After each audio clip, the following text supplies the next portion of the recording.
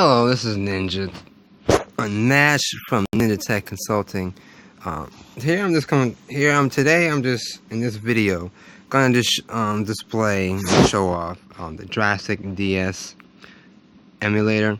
This right here is just the demo version, which has a play limit. I think it's like a 30-minute or 30-second play limit. I'm not really sure how long it is. I know it also has other limitations, like not being able to save games. You know, basically all the extra features that the emulator has, you can't really do. But before we jump into it, right, I'm gonna delve into change options. And here there's a lot of the options that you could change here. This emulator does a lot of stuff here. Alright, yeah, there's video and audio settings here. So if you go into the video settings, you got like a frame skip, frame skip value, you can put on auto, how fast it'll fast forward because you can fast forward. There's like introductions, videos and stuff like that. You can fast forward through them using the emulator and things like that. I have it set to turn on the high resolution 3D rendering, and I turned on multi-threaded 3D rendering also. On this phone it doesn't have a problem. Well, I haven't seen a problem so far. But then also have a Samsung Galaxy Note 4 that I'm currently doing this on. But I wouldn't suggest making any too many changes, especially if you have like more of maybe a mid-range phone.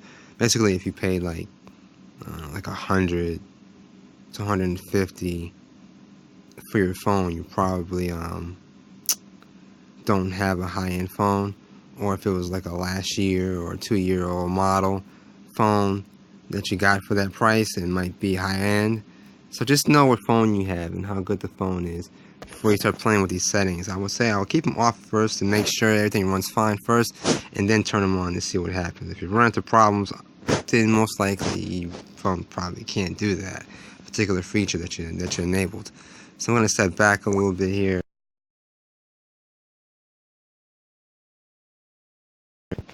Oh, here we go. A little lag there, excuse me. But so, you got audio features here, latency, volume settings, enabling the microphone for the device and what level it's going to be on. The virtual gamepad, that's just what you see on screen, the button that you see on the screen, so you can play. You can kind of customize that pretty much too, and top, bottom, left, right, hidden. You can hide them. Different special buttons you can enable. Special buttons like for a particular game if you need so. These are all different features. See, and this is all. Some of them are Nintendo DS related. Haptic feedback, so you know what you're pressing something when you're pressing the screen. You'll get like a little vibration. The opacity of the controller, how clear it is.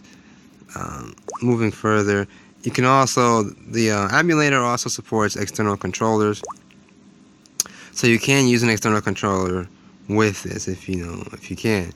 How to do so? Well, you have to be able to connect the controller to the phone. There are some controllers, some gaming controllers that go for about $50 that you can get for Android phones that connects through Bluetooth. But there's also other options too. There's connections that you can buy online, and you have to get each connection specific to the type of phone you have that will allow you to connect a USB controller to your phone. Like an Xbox 360. There's also a possibility. As for the Wiimotes, the Wiimotes actually have lost ability to be used on Android phones. Before you had to be rooted to use those, and it was working, but something related to the software changes that Android has made to the Bluetooth stack for your developers don't allow that to work properly. So basically just USB joysticks, controllers, and then Bluetooth controllers that you can buy for Android phones. General settings, all different kind of settings here. Rapid fire speeds, pretty cool here. System, you can give your system a name, your emulator per se a name, birthday, different things like that. Advanced settings, I would stay away from the advanced settings unless you know what you're doing, or if you know what all these settings are, just stay away. And moving on. So, but in most cases, most people, as if you're reading my post on loading the Super Mario onto your Android phone, then I would suggest you just skipping all that and just load the game. If you download the file and install the emulator, once you tap on load new game, it should show up on your list. In most cases, on most Android phones, when you download anything, it goes to the download folder. The game knows where to look. The emulator, knows where to look. Alright, the download folder for certain downloads. So, moving on. So let's move into the Mario Brothers. Tap on it. Okay, we want to create a shortcut. No, we're not going to do that. We're just going to start the game. When you start the emulator and you start the game, it's going to give you two screens. Okay, it's going to give you two screens when you start the emulator. Now keep in mind that you're playing, it's a Nintendo DS emulator.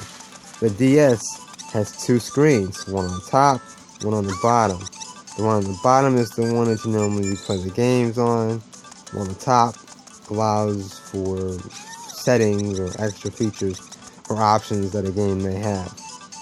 So and that's what this is doing here. It's kind of emulating both screens on the Nintendo DS. Okay, so now the game is running Super Mario Brothers for Nintendo DS, or the new Super Mario Brothers. Okay, and you have all the options here. You know, you can play. I haven't really tried all the options here yet, like the Mario versus Luigi game. You know, basically that's competing with another owner of a DS. Of course, you're not going to do anything like that. So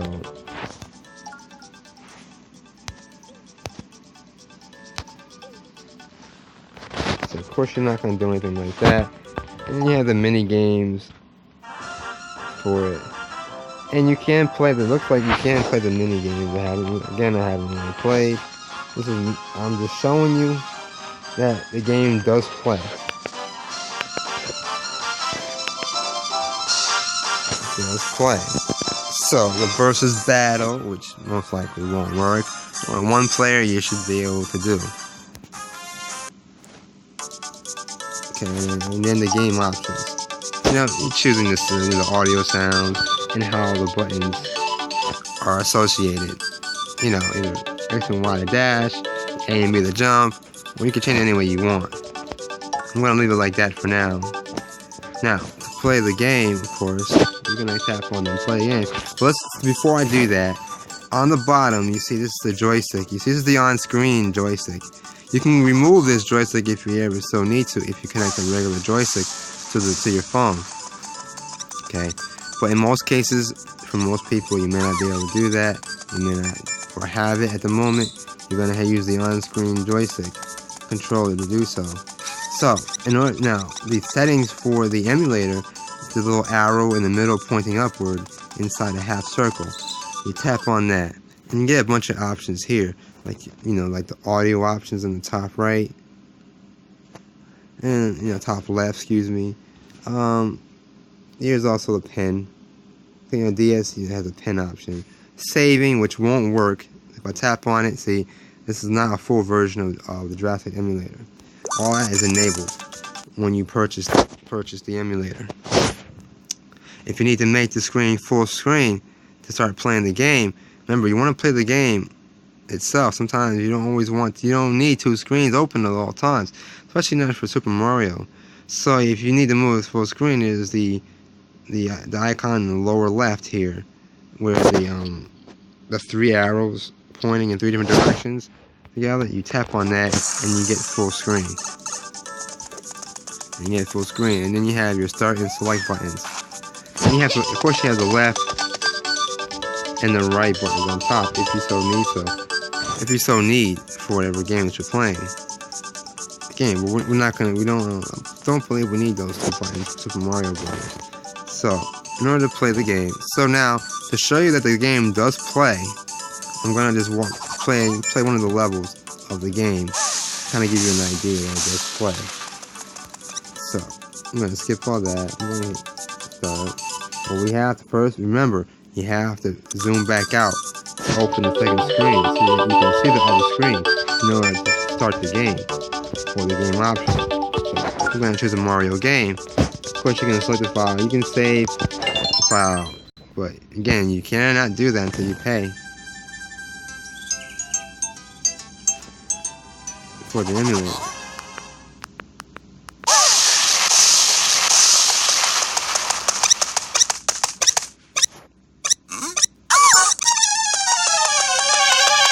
Going full screen on it.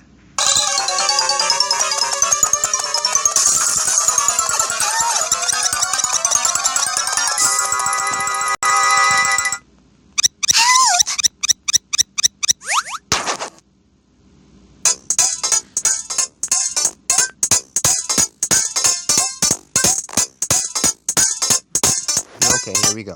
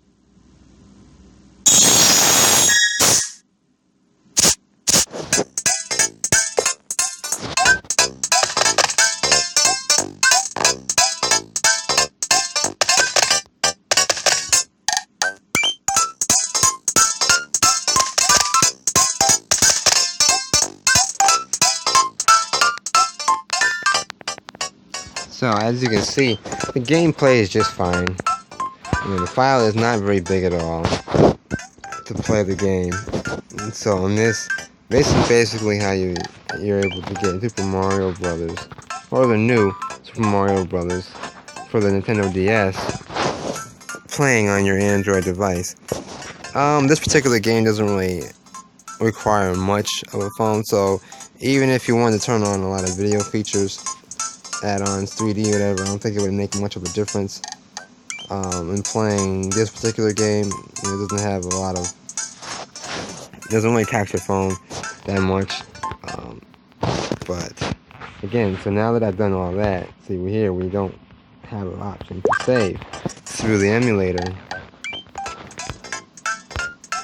So what we're gonna do is we're gonna play with something here to see if the game will allow us save on its own. Let's see here.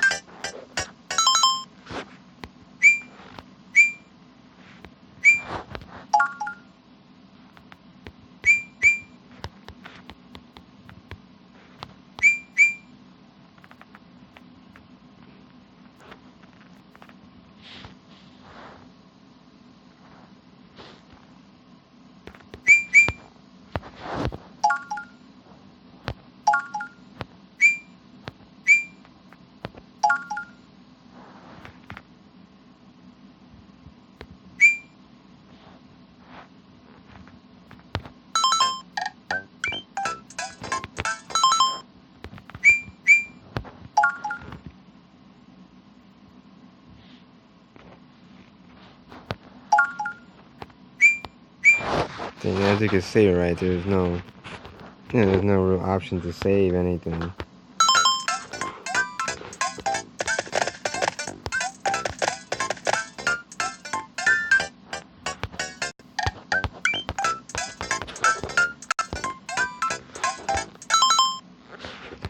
And that's pretty much it. As you can see, I'm like playing around to see if there's a way to save it in game, but I don't see anything. So best bet, if you want to save the game, be able to save your game to continue where you left off, you should purchase the app. Again, I suggest purchasing the DraStic DS app if you want to play DS games. You can also download. There's other ways to get DS games also. A lot of people just download them from different sites online that have different DS games, DS ROMs, they're referred to as. You can do it that way if so be. And again, but I'm going to end here. But now that you have a basic idea of what's going on and how to download everything, the rest should be easy. Alright, Snake. Alright, so again, thank you for watching this video, and have a good day.